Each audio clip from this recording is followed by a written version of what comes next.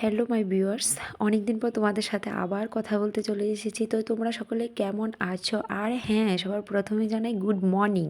তো আজকের ভিডিওর ভয়েসটা আমি একদম খুব মর্নিংই দিচ্ছি, তো সেজন্য ভয়েসটা, শীতকাল তো প্রচণ্ড ঠান্ডা, ভয়েসটা বেরোতেই খুব কষ্ট হচ্ছে।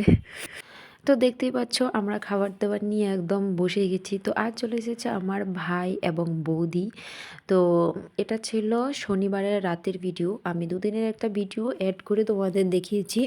তো শনিবারে রাতে আসার পর কিছুক্ষণ রেস্ট করে আমরা তো ঘুরতে বেরিয়ে গেলাম, সেটা তোমরা অবশ্যই দেখতে পেয়েছো। তো এখন আমরা খুব টেস্টি টেস্টি খাবার নিয়ে বসে গেছি, একটু পর পর একটা একটা বানিয়ে বানিয়ে খাচ্ছি। একা একা থেকে থাকলে তো সবসময় খাওয়া হয় না, কেউ আসলেই নতুন নতুন খাওয়া খেতেও ভালো লাগে, মজা করা অনেক কিছু। তো সবার মাঝে আমার মেয়েও ভীষণ মজা নিচ্ছিল।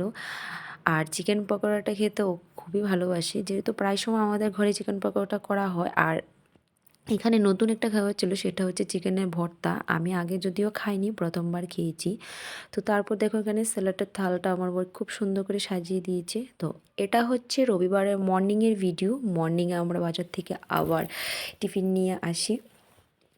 তো তারপর খাওয়া দাওয়া শেষ করে আমরা বেরিয়ে গেলাম ঘুরতে, যদিও তখন অনেকটাই লেট হয়ে গিয়েছিলো। খাওয়া দাওয়া কমপ্লিট করে বেরোতে বেরোতে প্রায় আমাদের 12:30 মতো বেজে গেছে। তো তারপর চলে এসেছি আমরা সেই মজার জায়গাটা, যেটাতে আসার জন্য আমার অনেক দিন ধরে ইচ্ছে ছিল। চলো এখন সেই জায়গাটাতে যাওয়া যাক। তো আমরা চলে এসেছি লিফটের সামনে, আর দেখতে পাচ্ছ তো লিফটে প্রচুর গ্যাদারিং ছিল। যাই হোক, অনেকক্ষণ ওয়েট করার পর আমরা ফাইনালি চলে এসেছি একদম উপরে। আর উপর থেকে নিচের ভিউটা এত সুন্দর লাগছিল, জাস্ট দেখার মতো। তো কিছুক্ষণ দাঁড়িয়ে ওরা টিকিট কাটছিল, আমি এখানে দাঁড়িয়ে একটু ভিডিও করে নিলাম। তো তারপর ফাইনালি টিকিট কাটা কমপ্লিট করে আমরা চলে যাচ্ছি আস্তে আস্তে ভেতরের দিকে। ভেতরে তো যাচ্ছি, কিন্তু তোমাদের তো বলাই হচ্ছে না কোথায় এসেছি কোথায় যাচ্ছি। দেখেছো, বক বক করেই যাচ্ছি। তো বন্ধুরা, আমরা চলে এসেছি আর স্নো পার্কে। তো তার জন্য আমাদের এখানে ভেতর থেকে ড্রেস দেওয়া হচ্ছে, যেহেতু ভেতরে প্রচুর ঠান্ডা। প্রচুর ঠান্ডা এতটা ঠান্ডাও হবে সেটা আমি ভাবতেই পারিনি।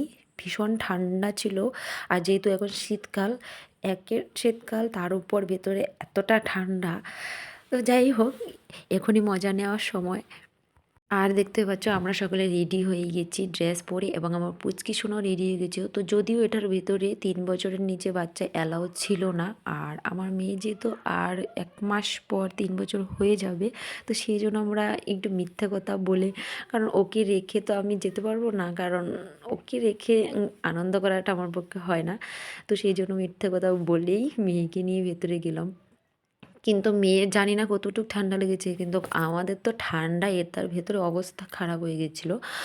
আর এটার ভেতরে টাইম ছিল 1 ঘন্টা করে। যদিও কোনো লোক এসে 1 ঘন্টা তো দূরে থাক, অনেকে এসে দেখছি 5 মিনিটও দাঁড়াচ্ছে না, চলে যাচ্ছে, কারণ প্রচুর প্রচুর ঠান্ডা ছিল এটার ভেতরে। তো এতটা ঠান্ডার মধ্যে আমরা 1 ঘন্টা তো কাটাইনি, আধ ঘন্টার মতো কাটিয়েছি।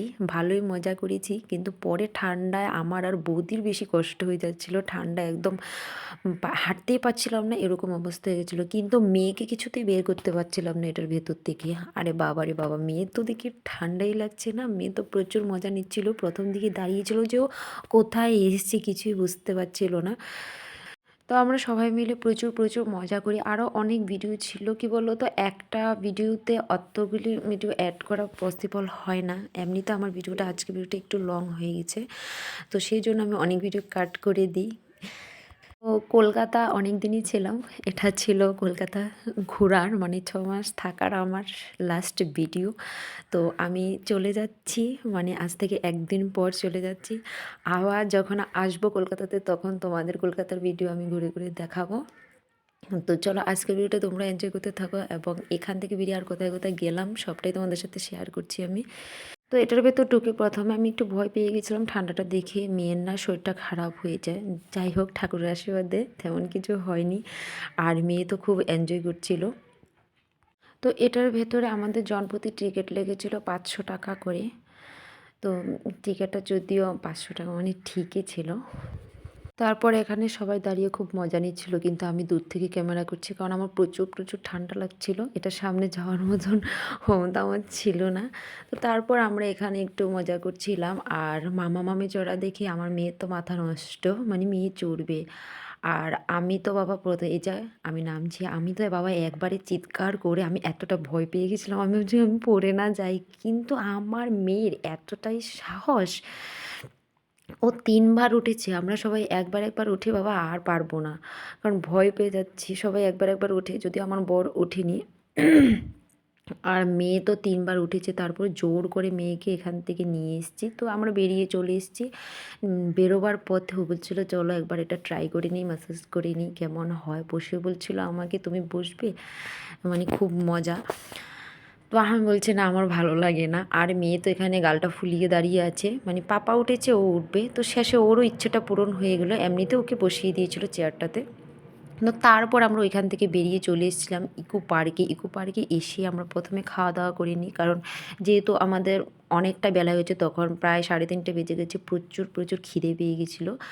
তো ইকো পার্কের আজ তেমন কোনো ভিডিও আমি করিনি। যখন প্রথম এসেছিলাম তখন পুরো পার্কের ভিডিও আমি এখানে শেয়ার করেছিলাম তোমাদের সাথে। তো সেজন্য আজ সেরকমভাবে আমি কোনো ভিডিওই পার্কে করিনি। তো বন্ধুরা, আজকে ভিডিওটা এতটুকুই ছিল, এবং কেমন লাগলো ভিডিওটা দেখে অবশ্যই কমেন্ট করে জানাবে। তো দেখা হচ্ছে তোমাদের সাথে নেক্সট ভিডিওতে। টাটা।